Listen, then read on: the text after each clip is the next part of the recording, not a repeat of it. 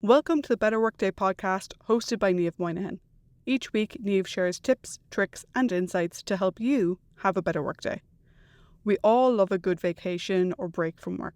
Putting away the laptop, hanging up the uniform, spending our time relaxing with family and friends.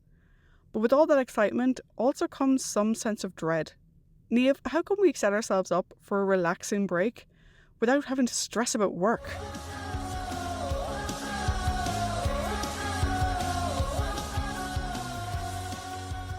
Hello, and welcome to this week's episode of the Better Workday podcast. How are you doing? This week, I'm talking about returning to work after time off, whether that was for holidays or another reason, and how you can make that return more calm, more organised, less stressful, less overwhelming. Now, I'm actually taking time off next week, so the week after recording this, a full week, Monday to Friday, and I've plans as well for the weekend, and I'm really looking forward to it. But for a long time, I would anticipate time off with a little bit of worry, to be honest with you, because I've always worked in very, very busy roles, and I knew that my return after the break would probably be very stressful with lots and lots of meetings and lots of emails. And to try and manage that, I would often check work while I was on my holidays. I'm sure some of you listening have done the same. I would try to log in on the Sunday evening before I get back in on a Monday to get ahead of things. And I never really felt like I was on a break, even if I was far, far away from where I usually work. And that's just not good for our mental health and our well-being. We need time away from work. We need to have the opportunity to enjoy the other elements of our lives. And it's also not good for work, because if you never step away, how can you return with a fresh perspective or fresh motivation or fresh energy? It's very, very hard. And so I think in this world of always connected, possibly or potentially always being able to work, it's really, really important to have a few tools, a few practical ways to be able to switch off from work and to be able to return with a sense of calm confidence. And that's what I'm hoping to leave you with after today's episode. Now, time off for me could be a week or 2 weeks, but sometimes it's a day. So if your job is very, very busy, even a long weekend could seem like a lot to you, and I know that. So you can scale these ideas up or down depending on how long you're going to be away from work for, but the concepts, they remain the same. And it's really down to a few basic things, such as looking after your future self by making sure you have time after you return to work, and making sure that you communicate to other people what's happening and who they can contact while you're away from work, and being intentional with your first day back at work, whether that's after a week, 2 weeks, a month or longer. So the first one is having that time when you return. And for a long time, I felt like I wasn't in control of my calendar. Does that sound familiar to you? So yes, it was my calendar, but after a week or 2 weeks off work, I would come back and there would be meeting requests filling it up. And they all seemed like they were meetings that I had to attend, or that they were from people that I felt I couldn't say no to. So even though I was only back in the office or back at work for, a couple of hours, my whole week was already full. And that left me with very little time to handle anything that came in. And if that sounds like you, one thing that you can do is, as soon as you book your time off, block out time in your calendar for when you come back. And you can just label it for something like I don't know yet, IDK, or buffer time, or catch up time, or whatever you want to put there. But it is a few 30-minute blocks or maybe a few hour blocks, depending on how much space you can block off, to give yourself, so that when you do come back into the office, you have the room in your calendar to take care of things that have come up. And look, you don't know what's going to come up while you're out. It could be a couple of small things. It could be a few big things. I don't know, and you don't know. But at least if you have the time set aside, you can relax while you're away, knowing that you have room to deal with it when you come back. So that's the main thing. That's why we do that. And then the second thing that you can do is you can make sure that other people know how they can get help while you're away. And this is where I find the out of office a really useful tool. So I use it like a mini handover document. Okay. So what we can do is we can set a different internal out of office reply to one that we would send to maybe a client or a customer and people outside of the organization.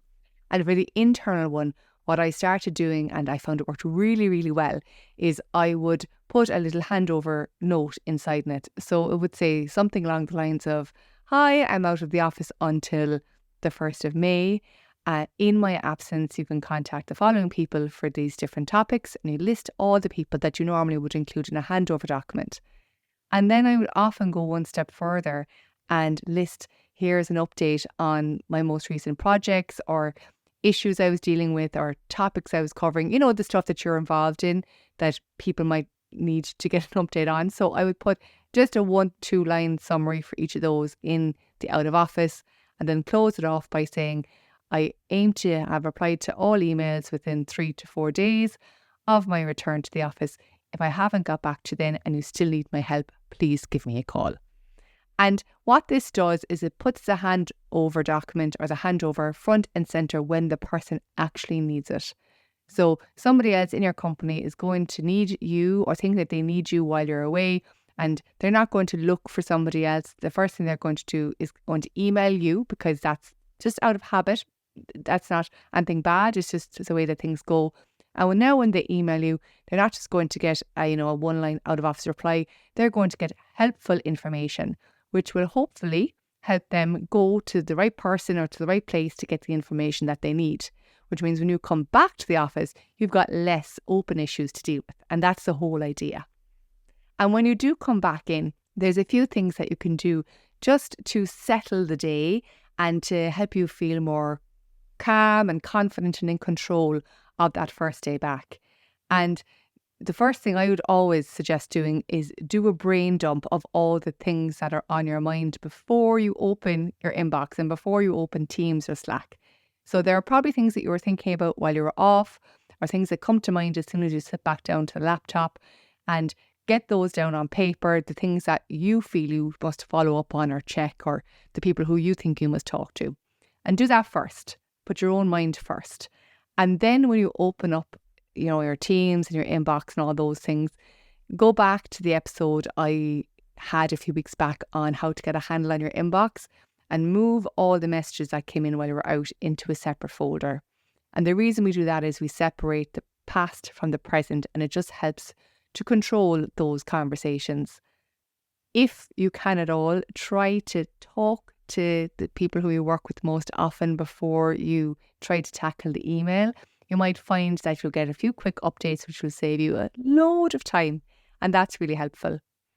And then after that, you can make your plan based on what you've written down that morning in your brain dump, the updates that you got from a few people, and what you're seeing then in terms of your inbox and any other updates that you're getting. And remember, you have a few blocks of time for, I don't know what yet, for the things that are coming up already in your calendar. You did that when you booked your time off, or you did that as soon as you listened to this episode of the podcast. So if there's a bit to get done, it's okay. You've got some time to deal with it, right? And if you've been off for more than a couple of days, I would recommend, let's say, maybe you came back on a Monday, I'd recommend Tuesday afternoon to sit back down and take 5 minutes to reassess your plan for the week, or to take a look what you need to do for the remainder of the week. Because at this stage, you have a pretty good sense of what's been going on and things you might have to tackle, and you know better what you need to do and how much time it's going to take you to do it. So don't expect to have everything figured out within an hour of returning. I mean, that's just, setting really high expectations for yourself. Just get in, do what you can do, and then Tuesday afternoon, for example, take a moment, pause, reassess the situation and go from there. What I'm trying to do by sharing these steps with you is just to show you that there's no magic wand. Like, the work isn't going to stop while you're away. And we can't expect people to, down tools and wait for you to return, because they are trying to get their stuff done. There's projects that have to carry on regardless. But with all that being said, by allowing space when you come back to deal with things, by communicating to others where they can get help, and by you being a little bit more strategic about how you approach things when you come back, you can take a lot of that pressure off, And this is something which gets better, I think, with practice. And the best time to start is the next time that you're taking time off, whether it's for a half day, a day, or maybe even longer. Now, I hope you found this episode helpful. For me, it's definitely more of a step-by-step, kind of like the email one a few weeks back. And I do like to mix up the episodes in terms of that kind of style, because I think that sometimes it's good to have a step-by-step. But as always, I'd love to get your feedback, because as we continue the Better Workday podcast, I want to make sure that I'm covering topics that are relevant and helpful for you. Okay, that is it from me for this week. Until next time, stay well and have a better workday. Thank you for tuning in. We hope you enjoyed this episode. The Better Workday podcast is about helping you have a better workday. So we'd love to hear your thoughts and questions. You can find our social media details as well as any references from this episode in the show notes.